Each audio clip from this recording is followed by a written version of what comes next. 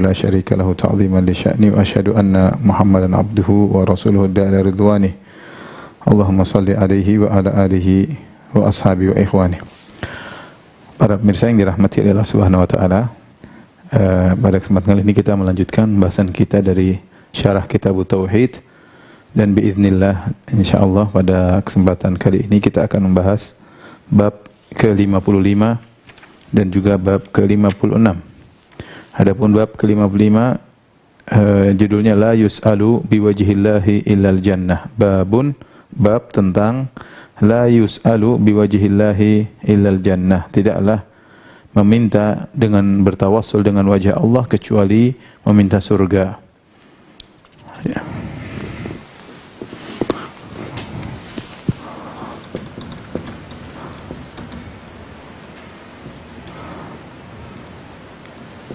La yas'alu biwajhillahi illa al-jannah.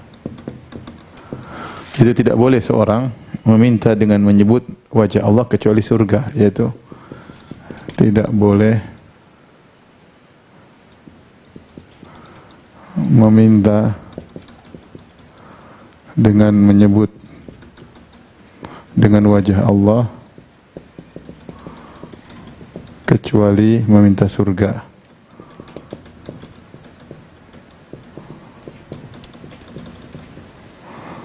Yaitu seorang berkata, as'alu biwajhillah, aku mohon dengan wajah Allah. Ya, dia tidak boleh mengatakan demikian, aku mohon dengan wajah Allah, kecuali dia minta surga. Adapun dia minta dunia, maka hukumnya haram dengan berkata kepada orang lain, misalnya, as'aluka biwajhillah, aku mohon kepada engkau dengan wajah Allah, a'tini kadza wa kadza, berikanlah aku ini dan ini, perkara dunia, maka hukumnya haram. Kemudian Syekh Muhammad bin Abdul Wahhab rahimahullah taala membawakan suatu hadis dari Jabir bin Abdullah radhiyallahu taala anhu, an Jabir, ya. Jabir bin Abdullah radhiyallahu anhu an Nabi sallallahu alaihi wasallam qala, atau qala Rasulullah sallallahu alaihi wasallam,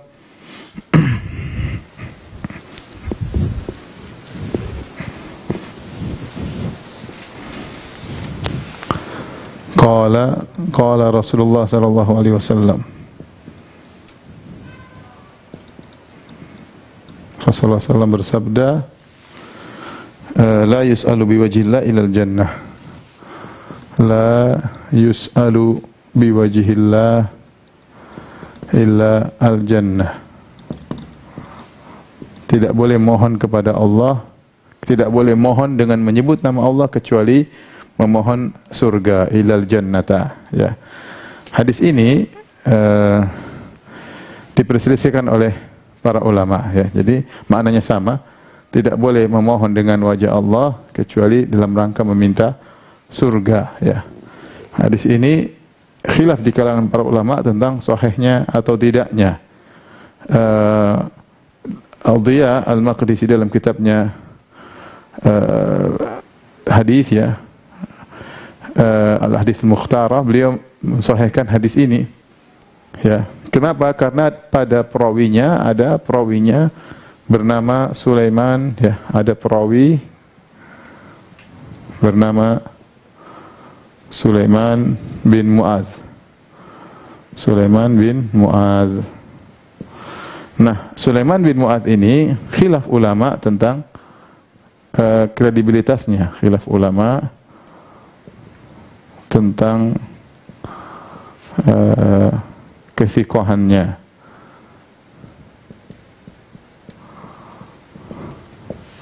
Ada dua pendapat.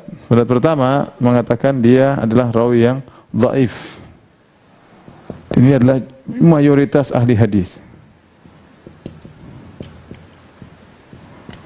Ahli hadis. Yang kedua mengatakan dia adalah thiqah. Ini adalah pendapat Imam Ahmad. Dan dia adalah salah satu perawi dalam Sahih Muslim. Ada satu hadis yang diriwayatkan oleh Imam Nawawi, Imam Muslim dalam Sahihnya melalui jalur Sulaiman bin Mu'adz, ya. Dengan dua dalil ini ya, maka sebagian ulama menyatakan hadisnya sahih ya, maka khilaf di kalangan para ulama. Adapun Ibnu Hajar rahimahullah taala, Ibnu Hajar Al-Asqalani rahimahullah taala menyimpulkan dari khilaf ulama, beliau mengatakan sayyi'ul hifz, sayyi'ul hifzi, itu hafalannya buruk hafalannya,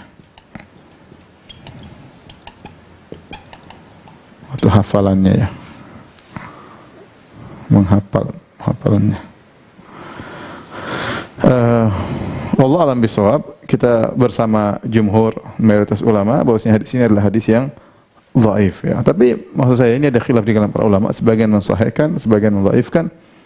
Imam Ahmad beliau bersendirian dalam mensihhahkan Sulaiman bin Mu'adz, adapun kebanyakan ulama menyatakan dia dhaif. Adapun Imam Muslim menjadikan Sulaiman bin Mu'adz sebagai salah satu rawi dalam Sahih Muslim, itu bukanlah dalil, karena Imam Muslim dan juga Imam Bukhari terkadang dalam Sahih mereka meriwayatkan dari jalur seorang yang dhaif ya, karena mereka intiqa, mereka memilih orang ini dhaif, bukan berarti seluruh hadisnya dhaif, ada di antaranya hadisnya yang sahih, karena Imam Bukhari mengenal betul orang dhaif ini kalau dia meriwayatkan hadis dari guru yang ini pada periwayatan ini dia sahih, karena Imam Bukhari ngerti ya, karena dia ahlu hadis ya. Sama seperti kita punya kawan kita ini sering ngawur, sering salah, tapi kita tahu kalau dia ngabarkan dari fulan dia benar. Nah, Imam Bukhari dan Imam Muslim ngerti akan ilmu ini, yaitu dia bisa intiqa dari orang ini meskipun asalnya dia dhaif, tapi dalam sebagian periwayatan Imam Bukhari, Imam Muslim tahu dia thiqah dalam periwayatan untuk hadis tertentu dari guru tertentu ya. Tetapi hukum asalnya dia adalah dhaif. Kemudian bisa jadi juga Imam Bukhari atau Imam Muslim meriwayatkan dari jalur orang yang dhaif karena dilihat dari jalur yang lain, sanad yang lain misalnya. Intinya kemudian dia menampilkan karena meninjau dari jalan-jalan yang lain. Intinya Allah alam bisawab bahwasanya hadisnya adalah dhaif ya. Namun dibawakan oleh Syekh Muhammad bin Wahab rahimahullahu taala, dan Syekh Muhammad bin Wahab rahimahullah dalam kitabnya Kitab Tauhid terkadang mendatangkan hadis-hadis yang dhaif, sedikit, tidak banyak hadis-hadis dhaif, tetapi meskipun dia sebagiannya dhaif, tapi hadis yang dhaif tersebut sebagian kecil aja hadis yang dhaif, itu bukan disepakati kedhaifannya, tapi ada khilaf di kalangan para ulama, sebagian mendhaifkan, sebagian mensahihkan. Taib. Sekarang apa makna hadis ini ya? Makna hadis.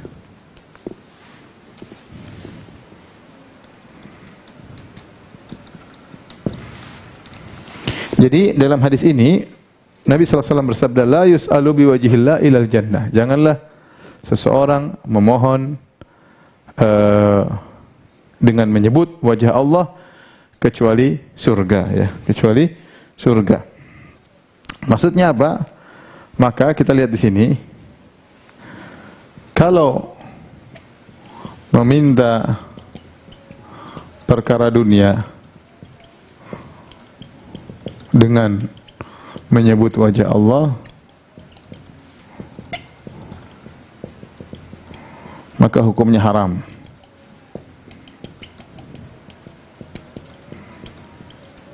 Ya. Terlebih lagi didukung dengan sebuah hadis, dengan sebuah hadis yang disahihkan oleh Al-Albani,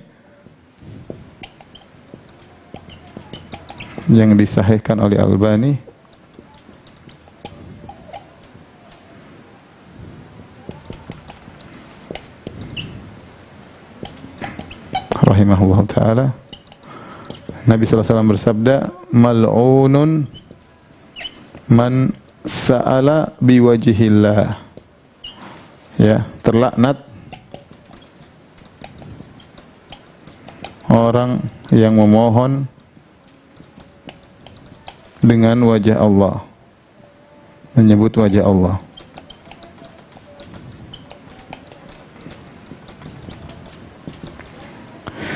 Maksudnya bagaimana? Maksudnya Nabi ingin menjelaskan bahwasanya hadis yang sahih ya, mendukung makna hadis ini. Meskipun di sini dhaif tapi didukung dengan makna yang sahih. Ini hadis diperselisihkan oleh para ulama. Kenapa? Karena seorang menyebut dengan wajah Allah tidak boleh minta perkara-perkara yang rendah. Anda mengagungkan Allah, mengagungkan sifat Allah. Di antara sifat Allah yang sangat mulia adalah wajah Allah. Bahkan itulah puncak kelezatan di akhirat kelak adalah melihat wajah Allah.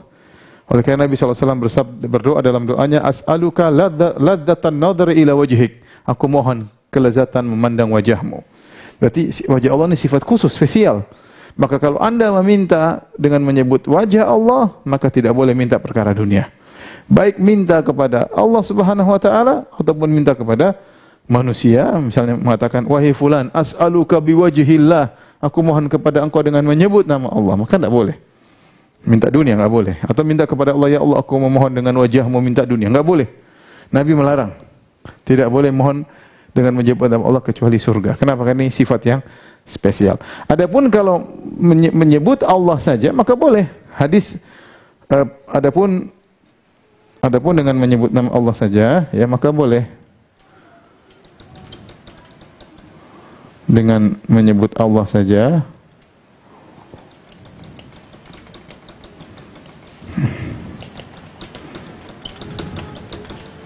makanya dalam hadis Rasulullah SAW bersabda, man sa'alaka billah fa'atu. Sebagian pernah kita bahas pada pertemuan yang dulu. Kata Nabi SAW, barang siapa yang minta dengan menyebut nama Allah, siapa yang minta dengan nama Allah, maka berikanlah. Sudah kita bahas pada pertemuan-pertemuan sebelumnya. Seorang datang kepada kita mengatakan, As'aluka billah. Kira-kira 2 pertemuan yang lalu. As'aluka billah, aku mohon kepada engkau dengan nama Allah. Berikanlah aku gini-gini. Kita sudah jelaskan, kalau seorang mampu untuk memenuhi permintaan tersebut, tanpa ada memudaratkan dirinya, maka dia kasih, nggak ada masalah. Sebagai bentuk pengagungan terhadap Allah. Kalau seorang minta kepada kita dengan menyebut as'aluka billah, dan ini sering diucapkan oleh orang-orang Arab sampai sekarang, ya kawan-kawan saya, mereka kalau sudah perkara yang serius, maka mereka mohon dengan mengatakan as'aluka billah, aku mohon dengan nama Allah, saya mohon kepada engkau, ya. Ini boleh. Tapi kalau biwajhillah, dengan wajah Allah secara khusus, maka hukumnya haram. Terus yang boleh bagaimana? Yang boleh adalah ini yang boleh adalah kalau meminta surga.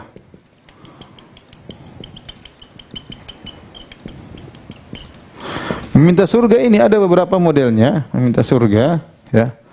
Meminta surga ini bisa jadi minta surga atau berlindung dari neraka,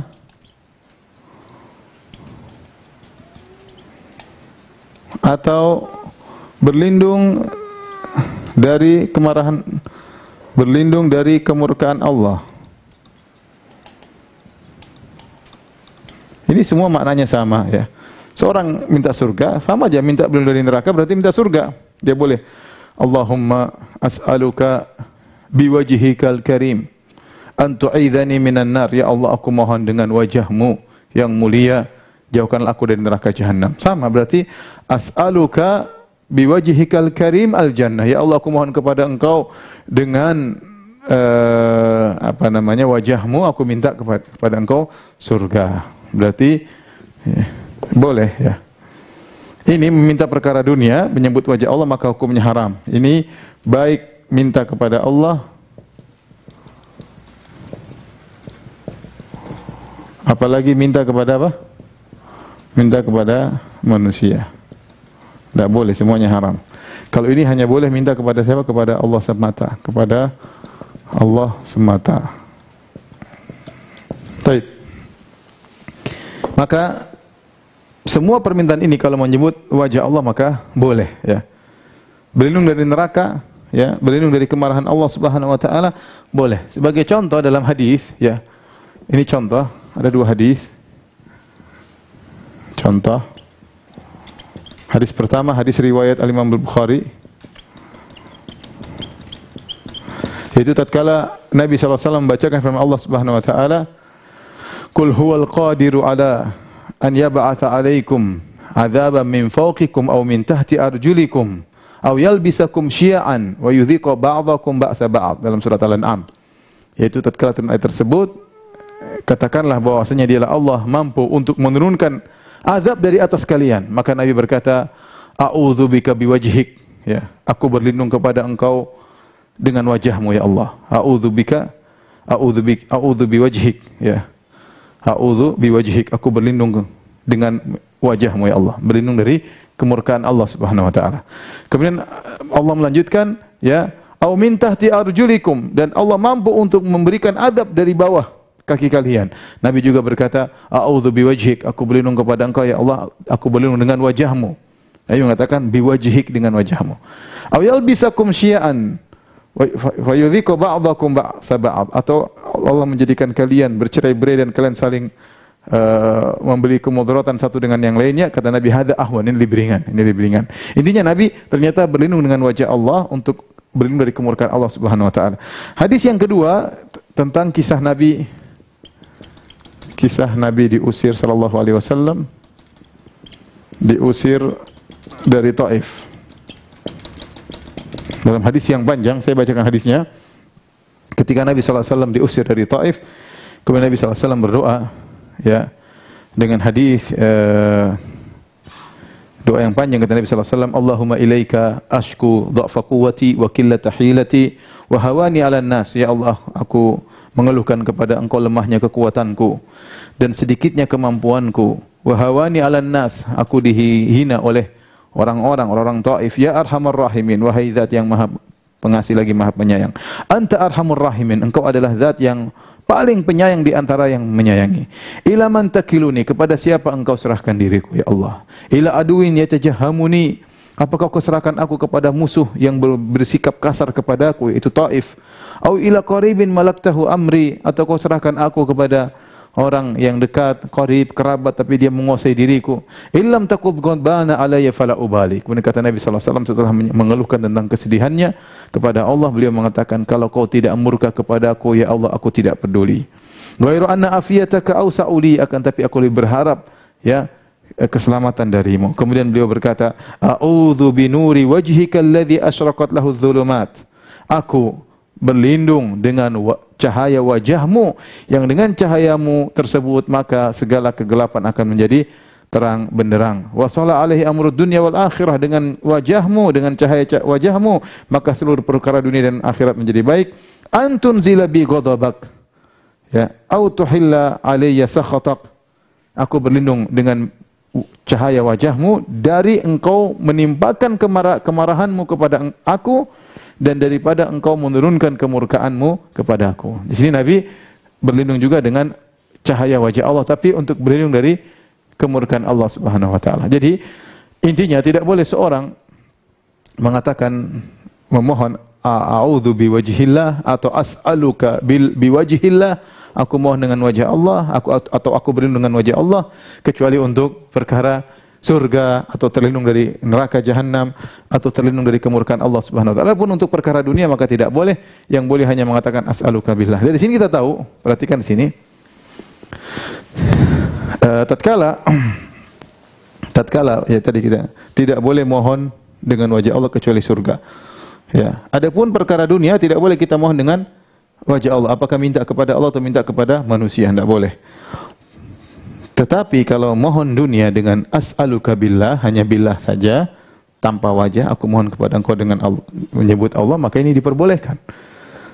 Dari sini kita tahu bahwasanya wajah adalah sifat tersendiri, dan ini sudah kita bahas dalam syarah Al-Aqidah Al-Wasithiyah, bahwasanya wajah Allah sifat tersendiri. Wajah bukan zat, ya. Wajah bukan zat, ya. Wajah beda dengan zat, ya. Zat, ya. Adapun wajah adalah sifat, ya. Sebagaimana Allah memiliki sifat wajah, memiliki sifat tangan, ya. Tangan bukan zat, wajah bukan zat, ya. Wajah sendiri, wajah bukan tangan, tangan bukan wajah.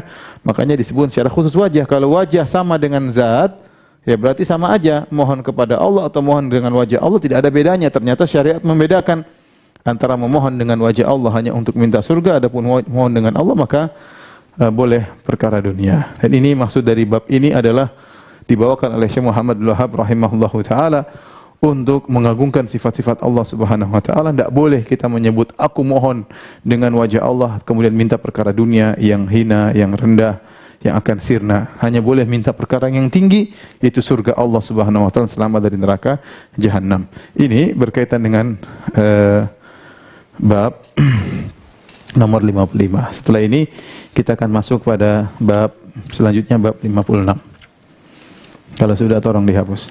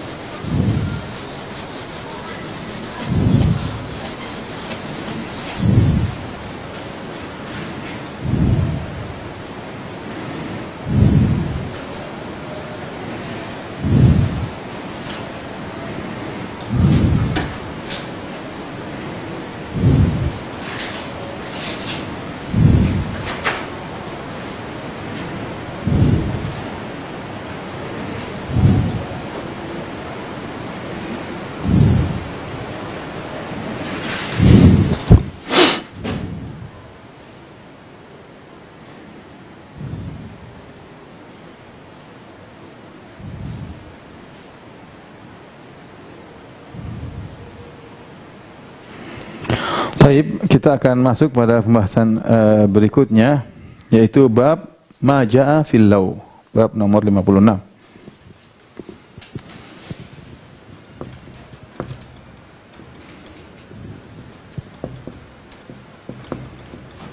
Fi al-law, yaitu bab tentang hukum mengucapkan seandainya.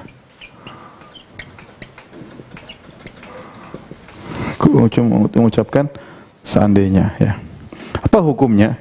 Ya. Kalimat lau dalam bahasa Arab, ya, lau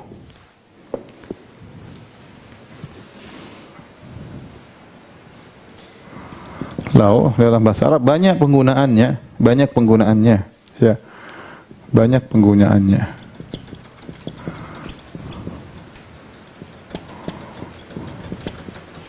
Di antaranya misalnya lilimtina, ya, seperti tidak mungkin terjadi.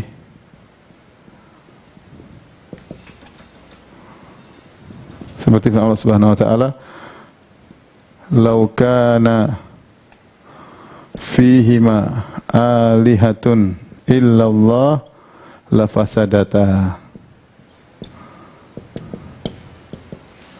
Kalau seandainya pada langit dan bumi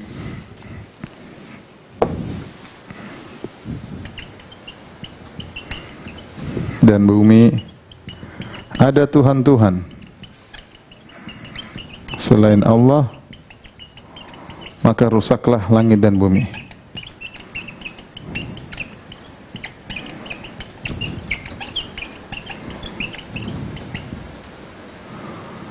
Maka rusaklah langit dan bumi, ya.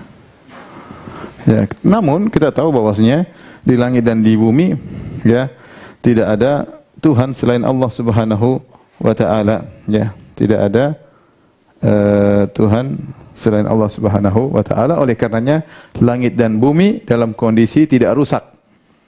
Laukana, seandainya ada dan tidak ada. Ya, ini contoh dalam Al-Quran penggunaan lau yang boleh, ya. Contohnya lau litaklil, untuk menunjukkan sedikit.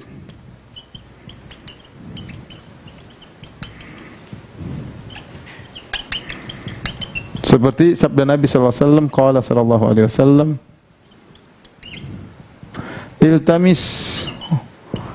iltamis walau khataman min hadid. Khataman min hadid. Ketika ada seorang ingin melamar seorang wanita, maka Nabi sallallahu alaihi wasallam menyuruh dia untuk mencari mahar, meskipun hanya cincin besi. Carilah mahar meski hanya cincin besi, meskipun hanya sebuah cincin besi. Nah, ini contoh li taklil. Contohnya lagi lau, ya, untuk misalnya lil hath atau lil had, ya, untuk motivasi. Misalnya kita mengatakan kepada seorang, lau fa'alta kadza lakana kadza wa kadza, lakana kadza. Seandainya engkau misalnya bekerja ini, maka demikian dan demikian. Untuk motivasi.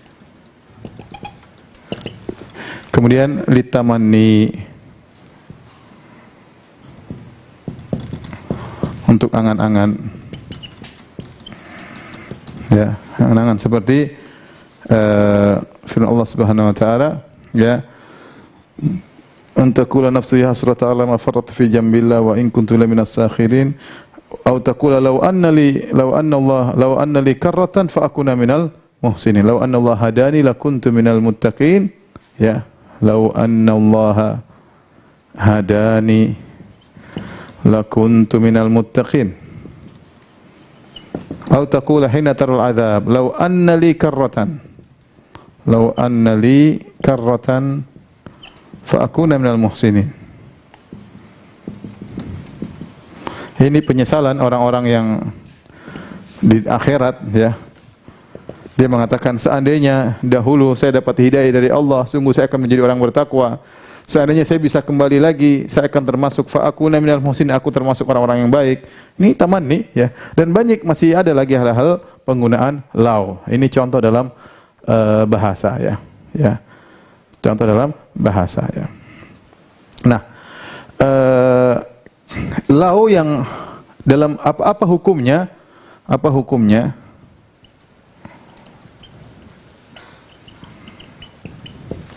Maka penggunaan lau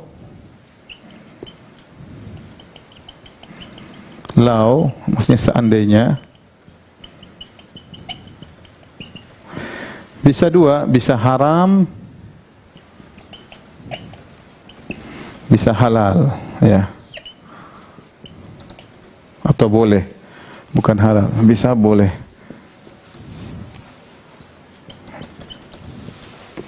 Kapan haram? Haram jika pertama menunjukkan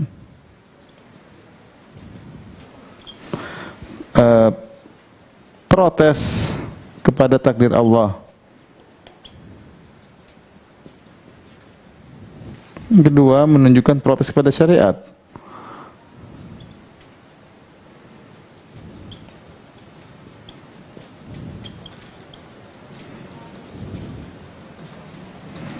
Ya.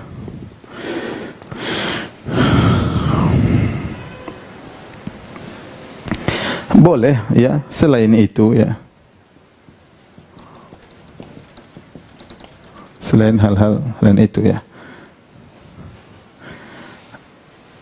Oleh karenanya di sini Syekh Muhammad Abdul Wahhab rahimahullahu taala membawakan dua ayat tentang yang haram, seperti pertama surat Ali Imran ayat 154. Surat Al-Imran ayat 154. Kata Allah Subhanahu wa taala, wa qaulillahi ta'ala, firman Allah Subhanahu wa taala, yaquluna law kana lana minal amri syai'un ma qutilna hahuna. Seandainya kami ini punya campur tangan dalam urusan ini, kami tidak akan terbunuh di sini.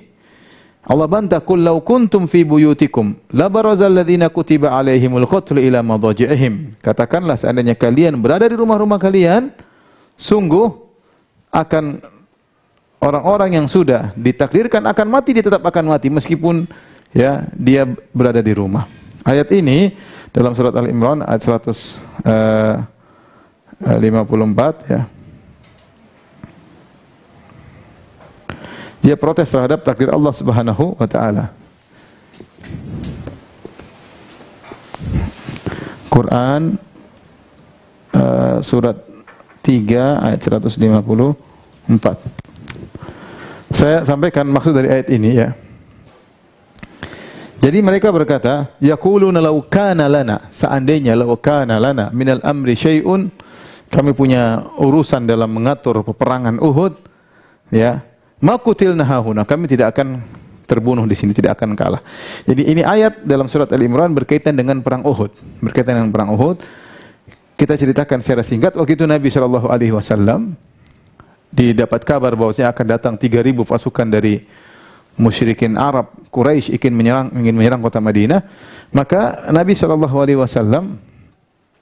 berdiskusi bersama penduduk kota Madinah, terutama pembesar-pembesarnya. Di antaranya adalah berdiskusi dengan Abdullah bin Ubay bin Salul, tokohnya orang munafik.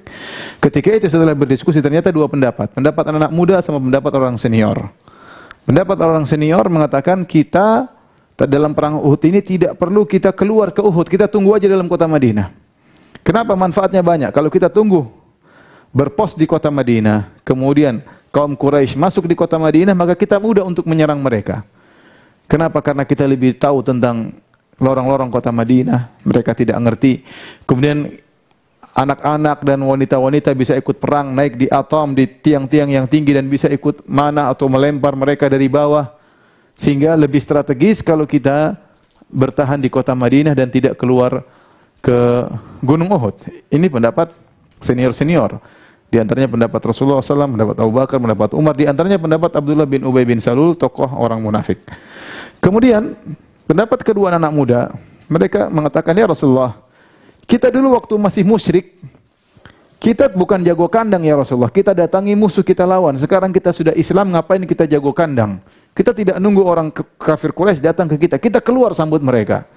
Dan mereka semangat. Ya, makanya akhirnya Nabi SAW memperhatikan semangat anak muda. Akhirnya Nabi ngalah. Nabi memilih pendapat anak-anak muda. Akhirnya berangkatlah mereka dalam perang Uhud.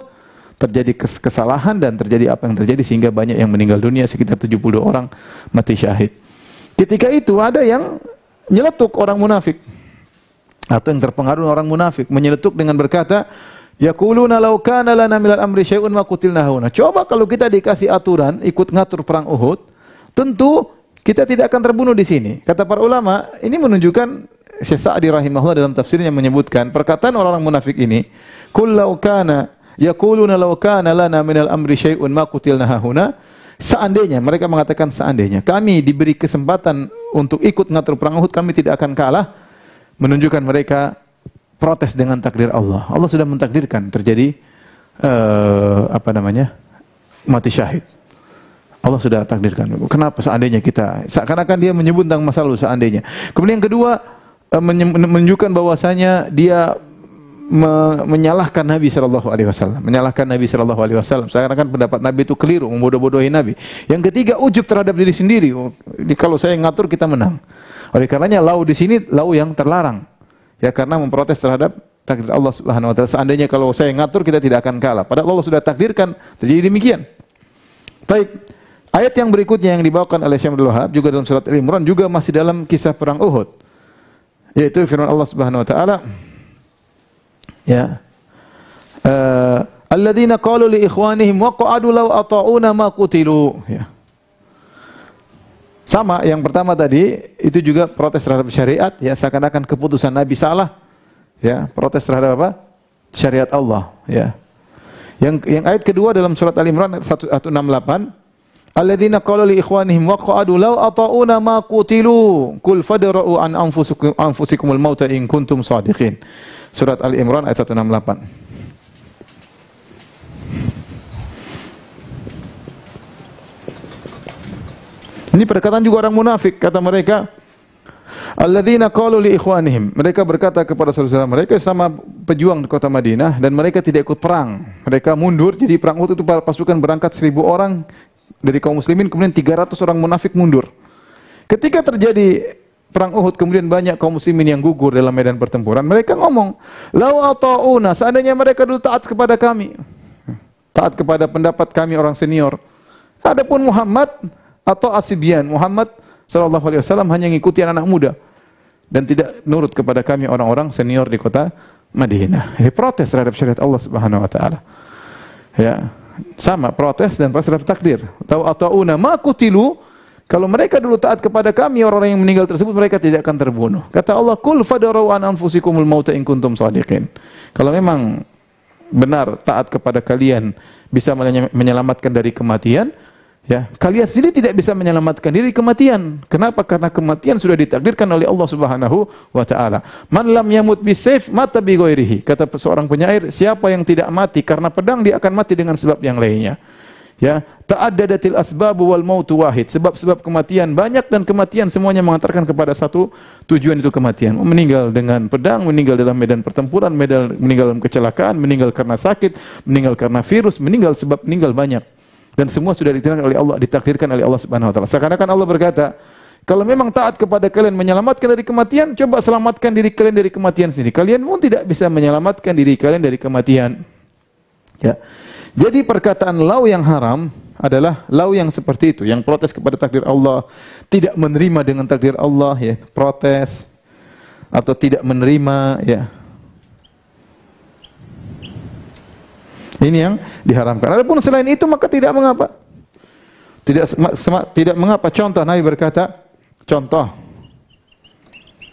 laula an asyqa ala ummati, laula an asyqa ala ummati la amartuhum bisiwaki ma kulli salat. Kata Nabi, kalau aku tidak memberatkan umatku, seandainya aku tidak memberatkan umatku, maka aku akan mewajibkan siwak. Tapi berat.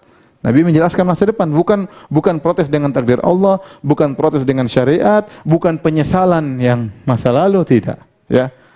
Ya, seperti adapun protes terhadap Allah atau tidak terima atau menyesal, itu tidak boleh. Tapi kalau ini, kalau tidak memberatkan umatku, aku akan mewajibkan siwak, enggak ada masalah. Nabi ucapkan. Contoh juga Nabi sebutkan, laula ana lakana fi darkil asfali minan nar. Kalau bukan karena aku, dengan sebab aku, tentu Abu Talib di neraka yang paling bawah. Kata Nabi sallallahu alaihi wasallam, laula ana lakana fi darkil asfali minan nar. Ini sama, Nabi tidak ada apa-apanya, tidak ada masalah. Nabi hanya menjelaskan, ya, tidak ada masalah. Ya. Oleh karenanya, jika laut seandainya bukan untuk protes dan untuk penyesalan, maka tidak mengapa. Ya. Seperti Nabi juga berkata, laula istaqbaltu min amri mastadbartu, laula istaqbaltu min amri mastadbartu, lama suktul hadiyah. Nabi waktu haji, Nabi berkata, seandainya saya nanti kemudian hari, ya, saya bisa seperti masa laluku, aku akan tidak bawa onta. Ya. Intinya ini masalah haji, Nabi bawa onta, akhirnya Nabi tidak bisa bertahalul dan akhirnya Nabi harus haji qiran. Kata Nabi, seandainya saya haji lagi, saya tidak akan haji qiran. Tidak apa-apa, masalah masa depan menyebutkan hal tersebut. Bukan penyesalan, bukan protes terhadap takdir Allah Subhanahu wa taala. Nabi juga bersabda, laula anna qaumuki hudatsa'u ahdi bi kufrin. Kata Nabi sallallahu alaihi wasallam, kalau bukan kaummu wahai Aisyah baru saja masuk Islam, tentu aku akan bongkar Ka'bah dan aku akan bangun Ka'bah yang baru di atas pondasi Nabi Ibrahim, dan aku akan bikin pintu dua, pintu masuk, pintu luar. Tetapi kaummu baru saja masuk Islam, aku khawatir terjadi fitnah. Ini juga seandainya, tapi bukan seandainya menyesal, tapi seandainya tentang rencana masa depan. Oleh karenanya, kalau lau ternyata tujuannya bukan untuk protes terhadap takdir Allah, tapi lau adalah untuk menjelaskan masa depan, untuk misalnya rencana, maka itu enggak masalah, ya. Oleh karenanya saya ulangi, lau yang boleh banyak, ya. Misalnya untuk apa? Misalnya untuk menjelaskan rencana.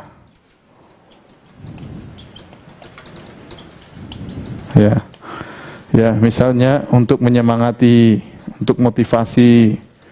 Misalnya, seandainya kau sekolah di sana, nanti kau bakalan jadi begini-begini. Ini bukan bicara gaib, tetapi tentang berbicara sunnatullah. Orang bisanya kerja di sana, bisa sekolah di sana, biasanya begini-begini, nggak ada masalah. Seandainya ini nggak ada masalah.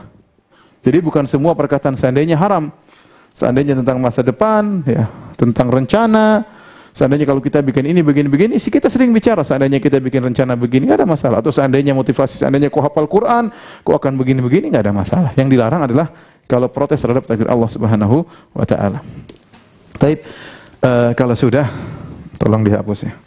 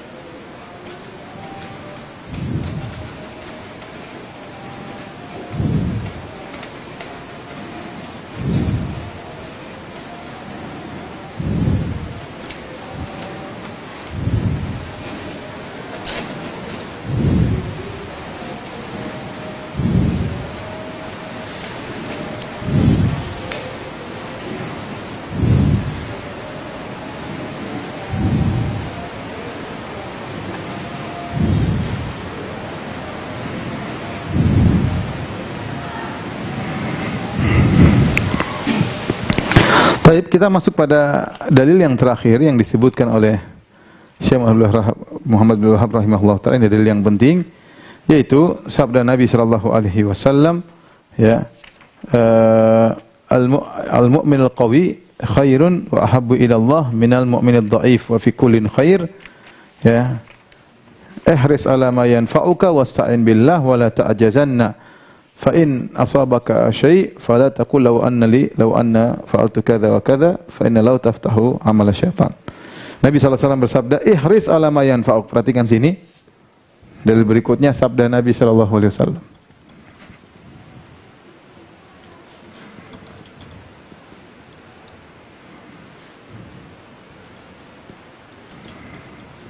Kata Nabi sallallahu alaihi wasallam, ihris ala ma yanfa'uka wala ta'jaz, atau wala ta'jazanna, wasta'in billah wala ta'jaz. Ihsan ma yanfa'uka wasta'in billah.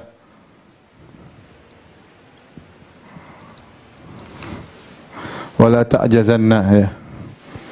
Ihris ala ma yanfa'uka wasta'in billah wala ta'jaz, ya.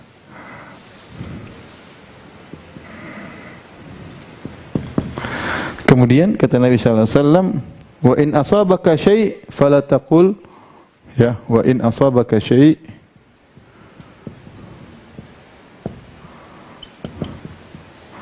fala taqul law anni fa'altu kadza wa kadza, law anni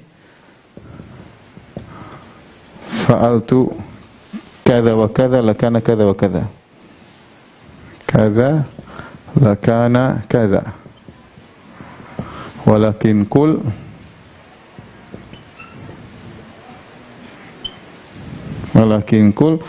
masya'al qadarullah wa masya'a fa'al. Qadarullah wa masya'a fa'al. Fa inna law taftahu amala syaitan.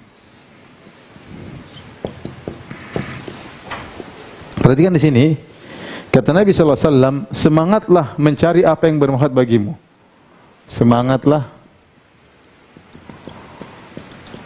mencari apa yang manfaat bagimu.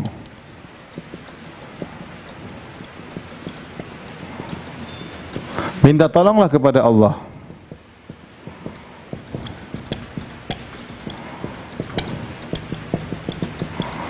Kenapa? Wala ta'jaz, yaitu jangan tidak mampu, yaitu jangan malas, merasa tidak mampu, semangat. Wa in asabaka syai', kalau terkena musibah,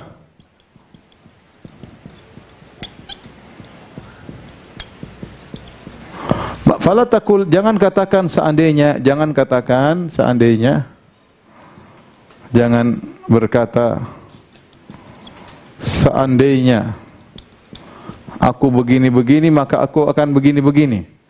Tapi ucapkanlah qadarullah, qadarullah. Sudah takdir Allah, sudah takdir Allah. Dan apa yang Allah kehendaki, Allah melakukan apa yang Allah kehendaki. Apa yang Dia kehendaki.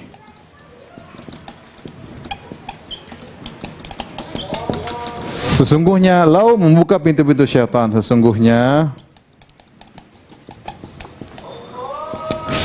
kata seandainya membuka pintu-pintu syaitan.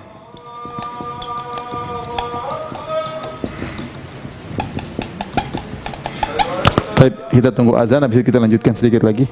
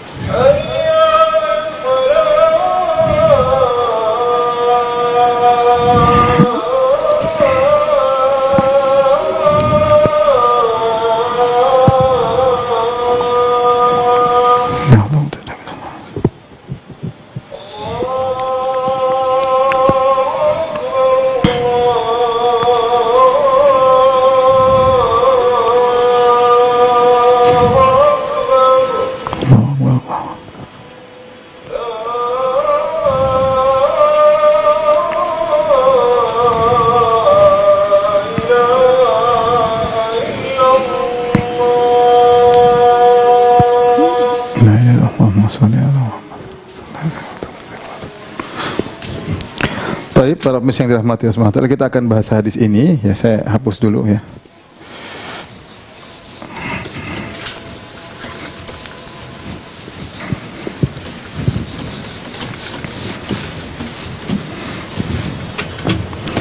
Hadis ini menjelaskan tentang kondisi manusia dalam beramal ya. Kondisi manusia dalam beramal.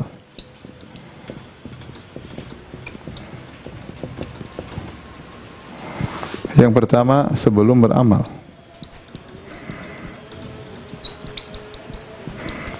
Setelah sedang beramal. Selesai beramal.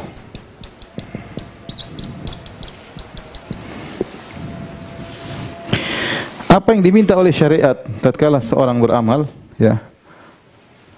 Syariat ya. Syariat menyuruh untuk semangat.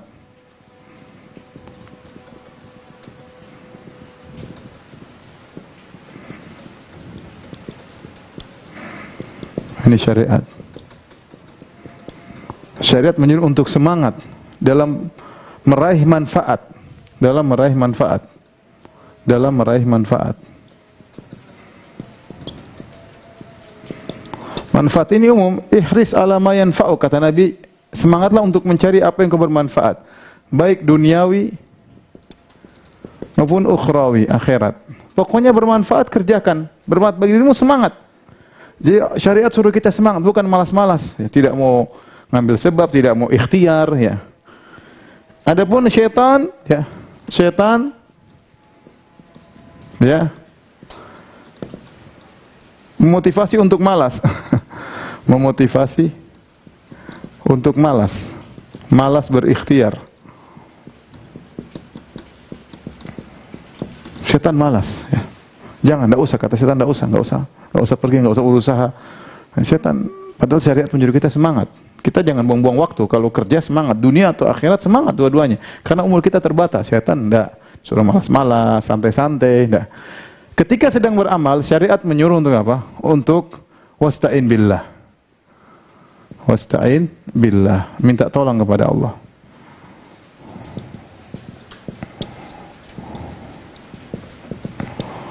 Tolong kepada Allah, yaitu bertawakal kepada Allah. Bertawakal.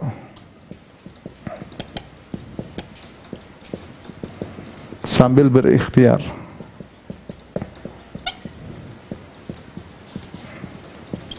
Adapun syaitan, dia nyuruh apa? Syaitan nyuruh kita perhatian sama sebab. Perhatian, fokus kepada sebab dan lupa kepada Allah. Ini syaitan. Kalau pun seorang sudah berjalan untuk bekerja, syaitan bikin gini supaya lupa terhadap Allah. Pokoknya lihat materi, lupa berdoa, lupa. Seakan-akan keberhasilan di tangan dia, padahal kita tahu semuanya dari Allah Subhanahu wa taala. Kalau selesai beramal, maka ada dua kemungkinan. Dua kemungkinan.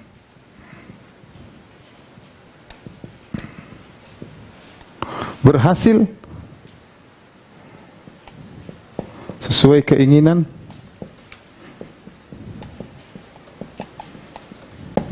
tidak berhasil.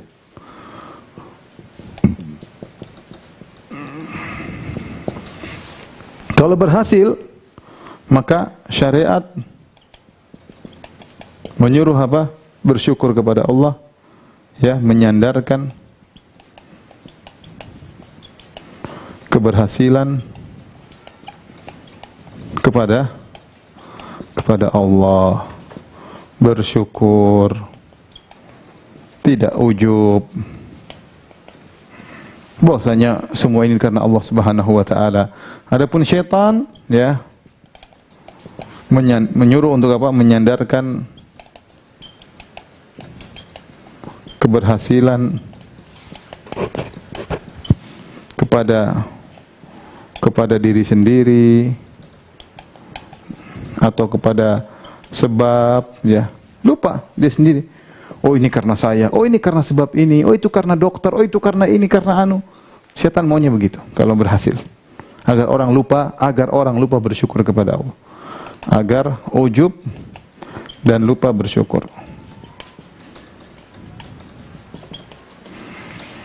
Kalau tidak berhasil, maka syariat menyuruh apa? Syariat suruh bersabar, mengucapkan qadarallah ma syafa'al, qadarallah wa ma syafa'al. Sudah, Allah sudah takdirkan.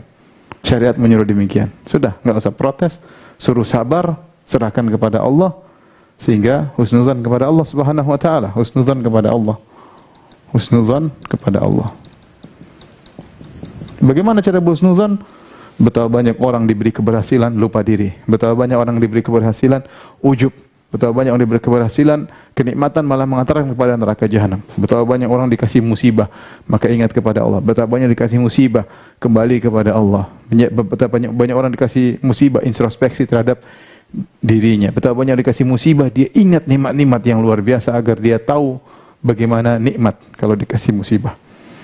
Adapun syaitan, ya, syaitan mengajari, mengucapkan lau, ya lau, seandainya.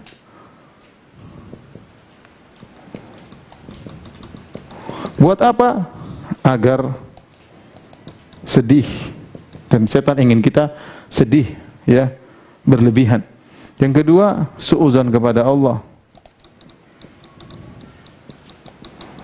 Buat apa lagi? Agar protes kepada takdir Allah. Ya, protes kepada takdir Allah Subhanahu wa taala, ya. Kemudian agar hati terikat kepada sebab dan bukan Allah, bukan kepada Allah. Iya, karena dia bilang seandainya kalau kita begini kemarin, seandainya waktu kita masa lalu, dia sebutin seandainya apa faedahnya? Kata Nabi, fa inna law taftahu amala syaitan. Seandainya itu membuka pintu syaitan. Bikin apa? Bikin dia sedih dan tidak mungkin kembali lagi. Sedih. Tidak mungkin dia bisa merubah, tidak mungkin dia bisa kembali kepada masa lalu. Kemudian agar hatinya terikat kepada sebab, seakan-akan yang buat dia tidak berhasil sebab, dia lupa semuanya ditakdirkan oleh Allah Subhanahu wa taala. Syaitan ingin itu. Kemudian dia suudzon kepada Allah, Dia tidak pikir bahwasanya di balik musibah ada hikmah-hikmah, enggak berpikir. Atas dia protes, kenapa begini? Ya, seandainya saya begini. Ini yang diingat oleh syaitan. Maka kita lihat bagaimana fikih hadis tadi yang kita sampaikan, sungguh indah yang diajarkan oleh Nabi sallallahu alaihi wasallam. Oleh karenanya sebenarnya pembahasan kita ini mengajarkan kepada kita di antara kesempurnaan sabar, tauhid kepada Allah. Jika tertimpa musibah, kita jangan mengatakan seandainya, maka itu tidak ada faedahnya. Demikian apa yang bisa kita sampaikan. Subhanakallah bihamdik, asyhadu alla ilaha illa anta, astaghfiruka wa atubu ilaik. Assalamualaikum warahmatullahi wabarakatuh.